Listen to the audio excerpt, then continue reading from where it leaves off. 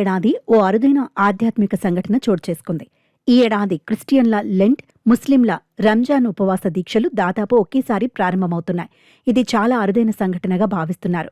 సుమారు 33 సంవత్సరాల తర్వాత ఇలా రెండు మతాల ఉపవాస దీక్షలు కలిసి రావడం చాలా ప్రత్యేకతను సంతరించుకుంది.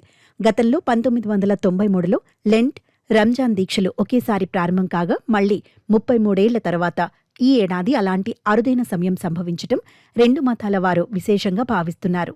రంజాన్ పూర్తిగా ఇస్లామిక్ చాంద్రమాన క్యాలెండర్ ఆధారంగా ఉంటుంది. ఇది సూర్యమాన సంవత్సరంతో పోలిస్తే సుమారు 10 నుంచి 11 రోజులు చిన్నది. అందువల్ల ప్రతి సంవత్సరం రంజాన్ సుమారు 10 నుంచి 11 రోజులు ముందుగా వస్తుంది.